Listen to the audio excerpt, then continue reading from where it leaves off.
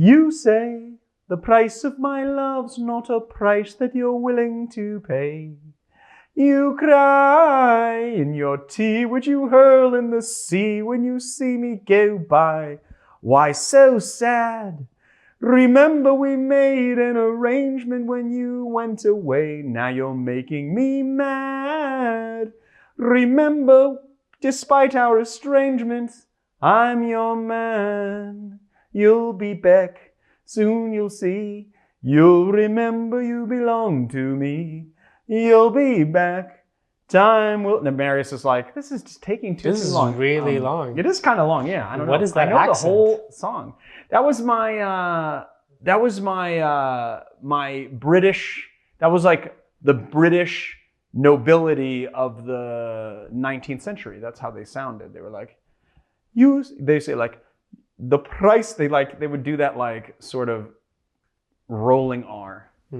I don't know what it is about the winter months, but every single time it becomes winter, I want to do colonial era drinks or pre-colonial era drinks. And so today we're going to be making a drink called the pineapple Syllabub. Now, Marius and I had a little discussion about whether or not any one of you guys are going to recognize the song that I was singing. I think that some of you guys will.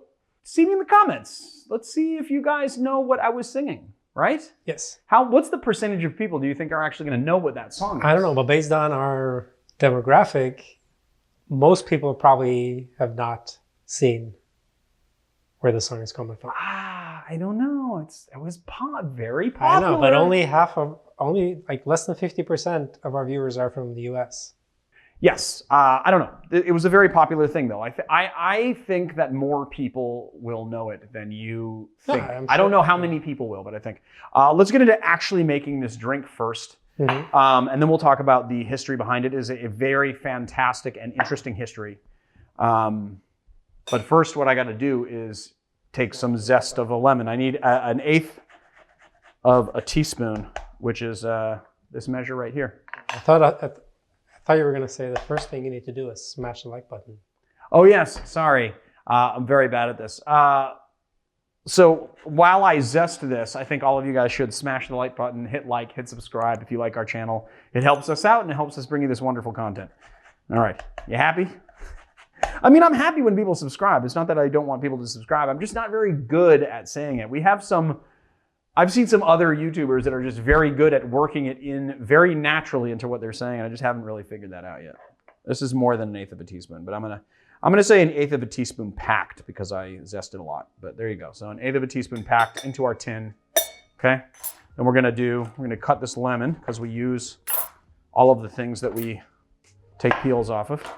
I am going to go get a squeezer because usually I have my own juice. I forgot we were squeezing fresh. Squeezing into my jigger, we're gonna do ½ ounce of fresh lemon juice, just like that. ½ ounce, and then we're gonna do 1/4 ounce of honey syrup. I am using a 3-to-1 honey syrup, and this is wildflower honey. We're gonna be doing 1 ounce of heavy cream. And then we're gonna do 1.5 ounces of pineapple rum. You can use any rum you want. An aged rum is gonna go better in this drink, but since it's called a pineapple Syllabub, I'm using pineapple rum. And if you don't have access to plantation pineapple, you can actually make your own pineapple rum. We're gonna give this a nice dry shake to kind of whip the ingredients, froth up that heavy cream that we got going in there. I'm going to put a recipe below for you guys on how to make pineapple rum because I like you, and I think you should know how to make it since a lot of you guys might not be able to get the pineapple. The Stig and Fancy is fantastic though. So the pineapple rum is not made of pineapple, it's flavored with pineapple? No, pineapple is infused into it. Right, flavored with it. What you want to do is infuse pineapple into it fresh. That's what the plantation people do, but you can make your own. All right. After that nice dry shake, we're going to put a big rock of ice. The reason why we're using a big rock of ice is because you are going to be able to control the dilution and have a little bit less dilution and superior texture, which is what you want for this drink. And give this a nice shake. Ah, a nice tempered piece of ice too. Ah.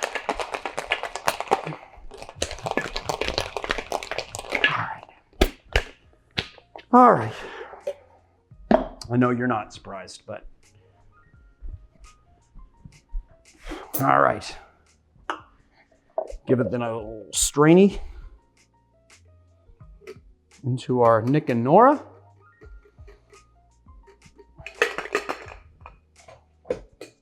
And then to garnish, we're just going to do, we're gonna get rid of the lemon on there and do a nice little bit of nutmeg, which is the default garnish of the 17th and 18th century, it seems like. And then we have this channel knife. We're gonna pull just a little lemon. No, that's a little too little. Hold on. Let's get like a, man, this is actually really tough to cut today. What's going on with you, lemon? Oh, there we go. There we go. We're just gonna give a little twister.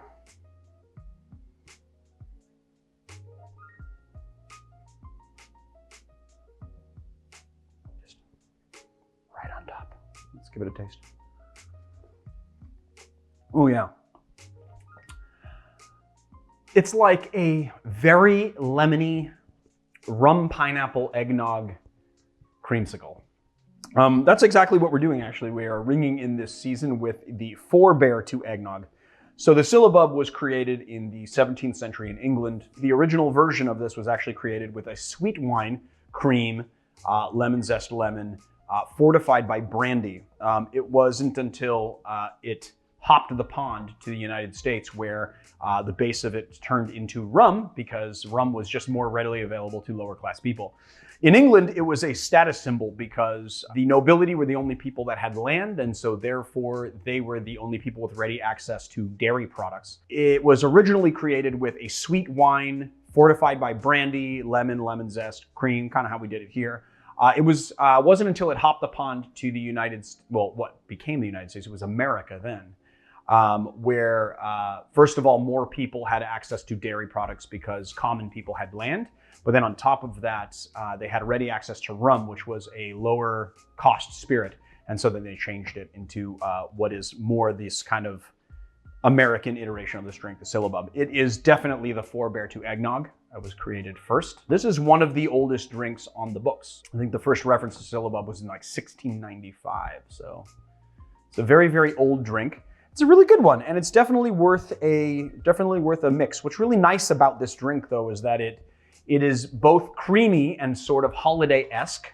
And of course, it has that nutmeg, that 17th and 18th century default ingredient as a garnish, but it also is very bright and sort of refreshing in kind of an interesting way. So I hope you like that. There it is, the pineapple Syllabub, a 17th and 18th century holiday staple. If you like our channel, please hit like and subscribe, and check us out on Patreon and YouTube memberships. Check out theeducatedbarfly.com to go to our merch or check out our virtual bottle program. Thank you guys for watching. Smash the like button, hit the subscribe button, and tell your friends. And I will see you guys on another time.